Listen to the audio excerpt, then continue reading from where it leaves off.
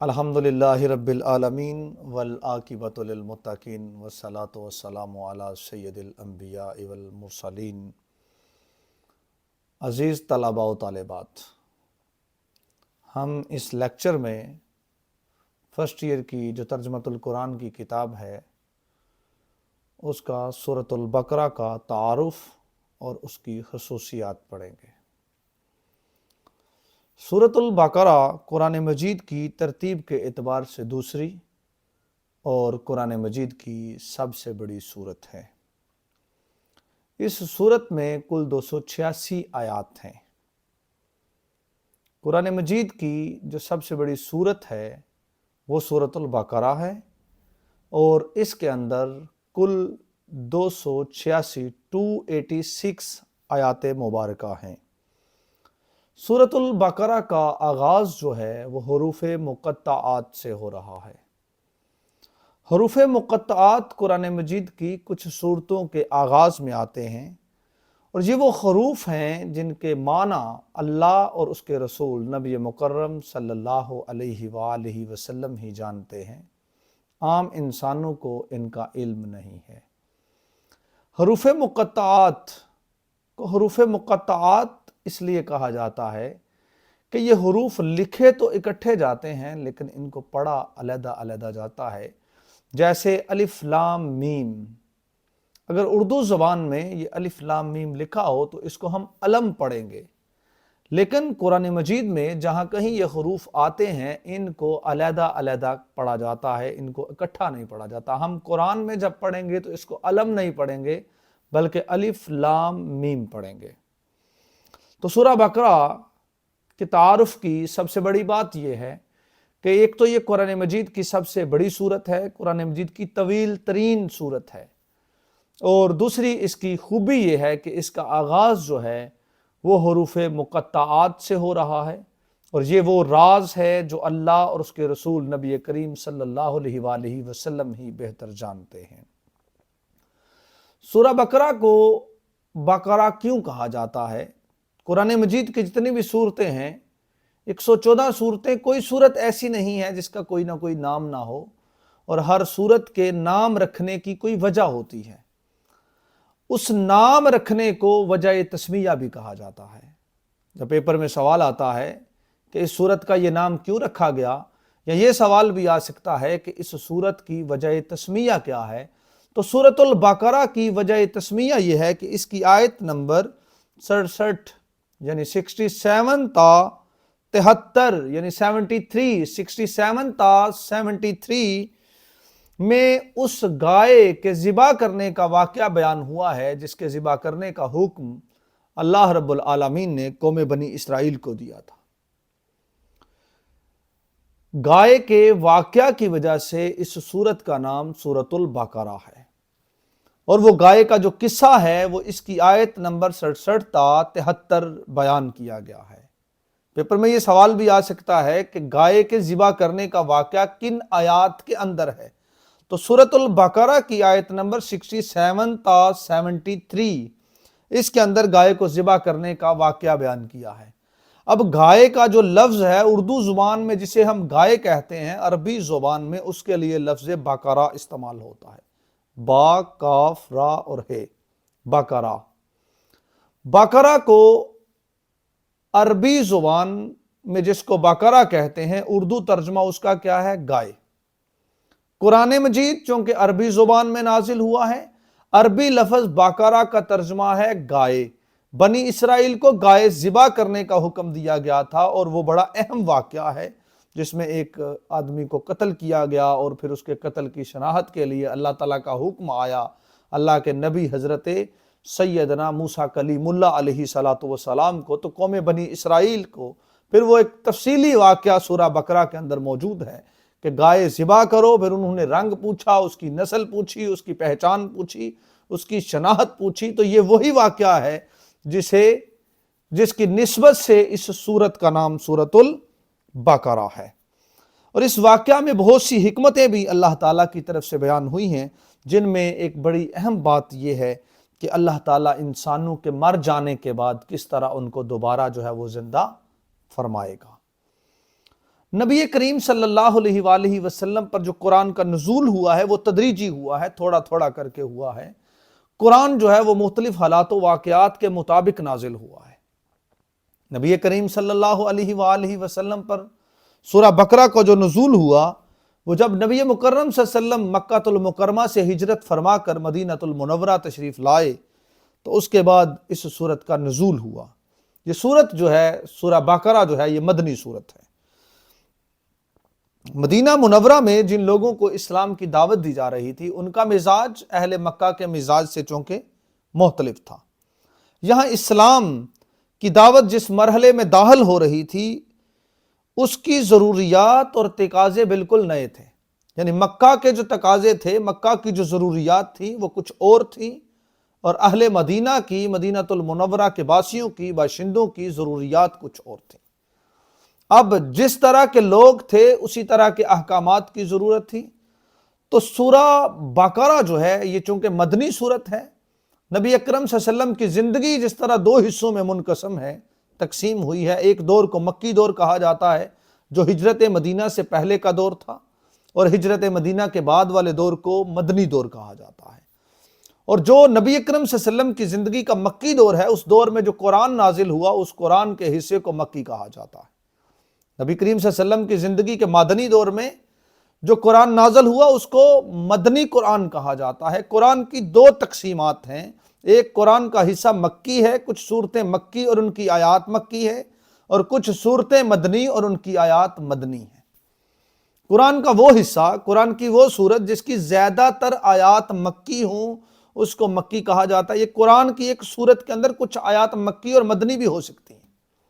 قرآن کی وہ صورت جس کے اندر زیادہ آیات مکی ہوں ان کو مکی آیات صورتیں کہا جاتا ہے، اور جن کے اندر زیادہ آیات، جن صورتوں کے اندر زیادہ آیات مدنی ہوں ان کو مدنی کہا جاتا ہے۔ اور سورۃ البقرہ جو ہے وہ مدنی صورت ہے۔ اس کے مضامین جو ہے وہ مکی صورتوں کی نسبت کچھ مختلف تھے۔ سورۃ البقرہ کا یہ میں نے مختصر تھا تعارف آپ کے سامنے پیش کرنے کی کوشش کی ہے کہ جتنی ایک طالب علم کو اپنے کورس کے حوالے سے ضرورت ہوتی ہے۔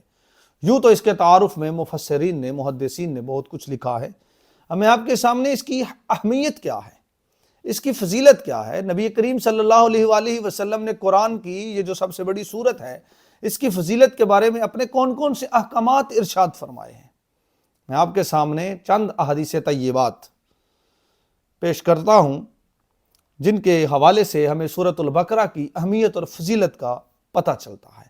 جو تو پورا قرآن بڑا اہم ہے، قرآن پورا بڑا معتبر ہے، بڑا متبرک ہے، لا ریب کتاب ہے قرآن مجید۔ قرآن مجید کا ہر لفظ ہمارے لیے ہدایت کا باعث ہے، لیکن سورۃ البقرہ کو جو عظمتیں اللہ کے رسول کی زبان سے ملی ہیں وہ کچھ یوں ہیں۔ نبی کریم صلی اللہ علیہ وآلہ وسلم کے صحابہ کرام کے زمانے میں جو کوئی سورہ بقرہ کو یاد کر لیتا، اس زمانے میں جو سورہ بقرہ کا عالم ہوتا اس کو بڑی عزت، بڑا احترام، لائق تکریم سمجھا جاتا تھا۔ یعنی وہ شخص جو نبی کریم صلی اللہ علیہ وآلہ وسلم کے زمانہ اقدس میں، صحابہ کرام کے زمانہ اقدس میں سورہ بقرہ کا عالم ہوتا، صرف سورہ بقرہ کا جو عالم ہوتا اس کی بڑی عزت، بڑا احترام کیا جاتا تھا۔ نبی مکرم صلی اللہ علیہ وآلہ وسلم کا فرمان عالی شان ہے، صحیح مسلم کی حدیث مبارکہ ہے، اللہ کے نبی کریم صلی اللہ علیہ وسلم نے ارشاد فرمایا اپنے گھروں کو قبرستان نہ بناؤ، یعنی ذکر و تلاوت قرآن کریم سے اپنے گھروں کو مزین رکھا کرو، منور رکھا کرو، معطر رکھا کرو۔ اپنے گھروں کو قبرستان نہ بناؤ، یعنی قبرستان ویرانی ہوتی ہے، وہاں تاریکی ہوتی ہے، تنہائی ہوتی ہے۔ اللہ کے نبی نے فرمایا صحابہ اپنے گھروں کو قبرستان نہ بناؤ، بلکہ شیطان اس گھر میں داخل نہیں ہوتا۔ اس بات میں کوئی شک نہیں ہے کہ شیطان اس گھر میں داخل نہیں ہوتا جس گھر میں سورۃ البقرہ کی تلاوت کی جاتی ہے۔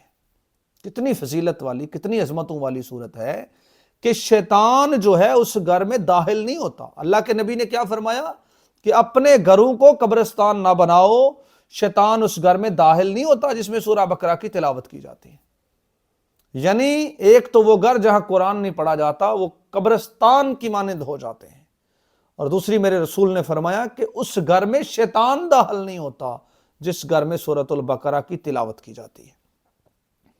جامع ترمذی کے اندر نبی مکرم صلی اللہ علیہ وآلہ وسلم کا ایک عظیم فرمان ہے۔ اللہ کے رسول فرماتے ہیں ہر چیز کی ایک چوٹی ہوتی ہے، ٹاپ ہوتی ہے، جس کو بڑی اہمیت، بڑی فضیلت حاصل ہوتی ہے۔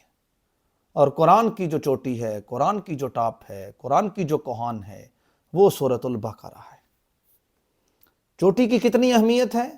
آج میرا آپ کا کوئی بچہ، کوئی بھائی، کوئی بہن کسی یونیورسٹی میں، کسی مدرسہ میں، کسی ادارے کے اندر نمایاں پوزیشن حاصل کرتا ہے تو بورڈ کے اندر ٹاپ آف دا لسٹ جو بچے ہوتے ہیں، ان کی ادارے جو ہیں وہ اپنے اپنے سکول کی شناخت کے لیے، پہچان کے لیے، اپنے ادارے کی شناخت کے لیے، پہچان کے لیے کیا کرتے ہیں؟ بورڈز کے اوپر ٹاپ آف دا لسٹ اس بچے کا نام بھی لکھتے ہیں اور اس بچے کا تعارف بھی کرواتے ہیں کہ یہ اس بچے نے ٹاپ کیا ہے۔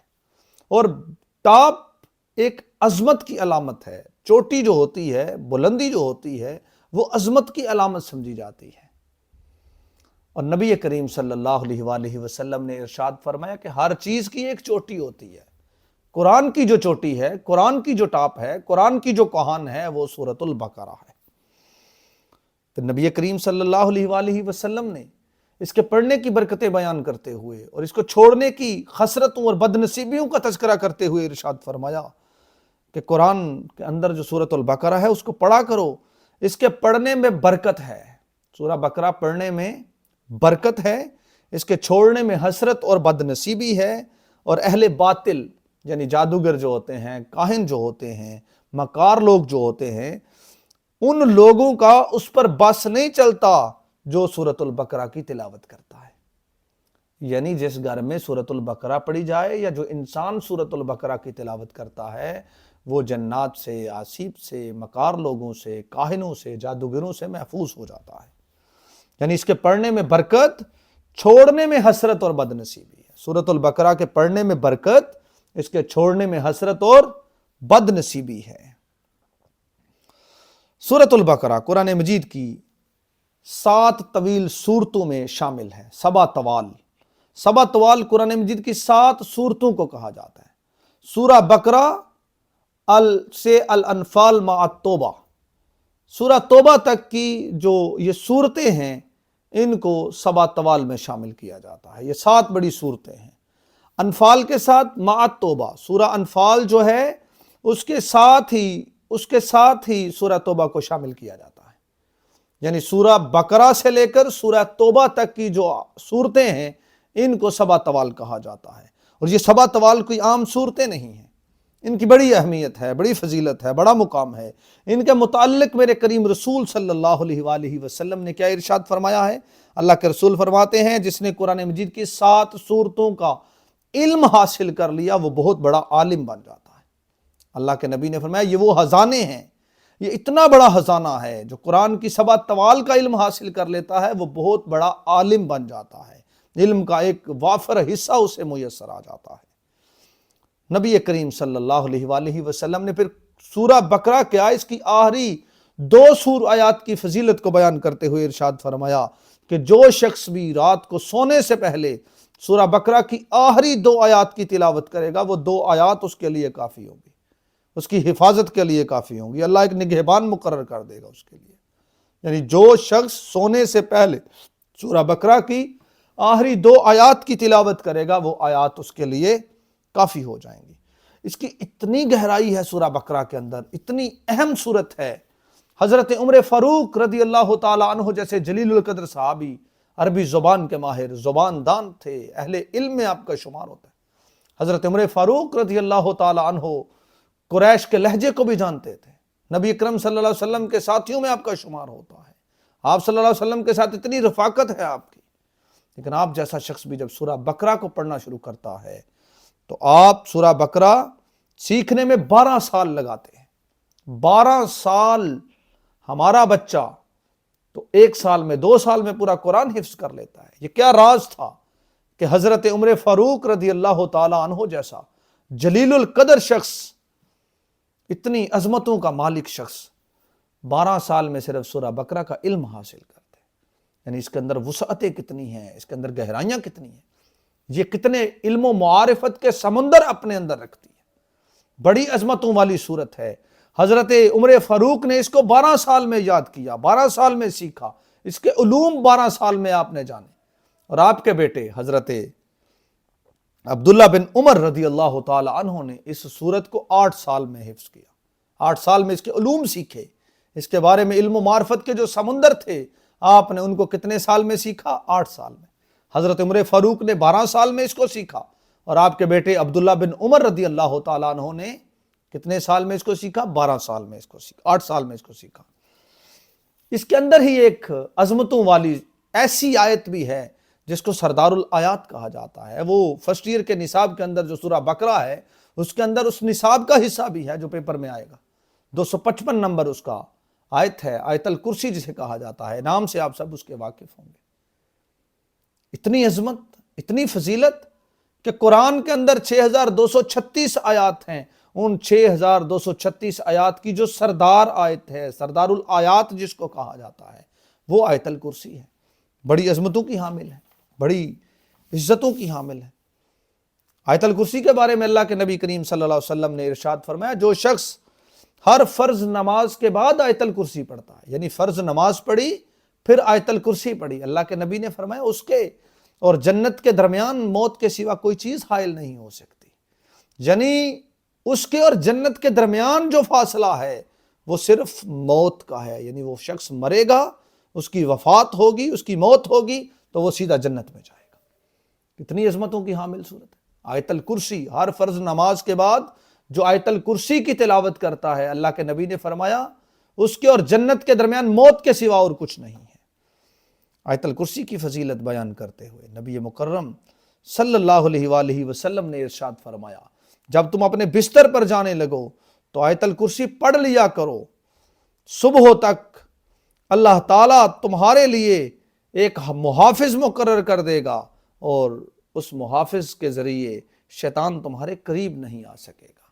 اللہ رب العالمین ایک محافظ مقرر کر دے گا، اور اس محافظ کے مقرر کرنے کا کیا فائدہ ہوگا کہ شیطان جو ہے وہ اس انسان کے قریب بھی نہیں آ سکے گا۔ عزیز طلبہ، یہ ہے ہمارا ایک پورا سوال جس میں سورہ بقرہ کا تعارف اور خصوصیات ہم نے پڑھی ہیں۔ اللہ رب العالمین سے دعا ہے کہ اللہ ہمیں قرآن کا فہم سیکھنے کی، سمجھنے کی توفیق عطا فرمائے۔ وما علینا الا البلاغ المبین۔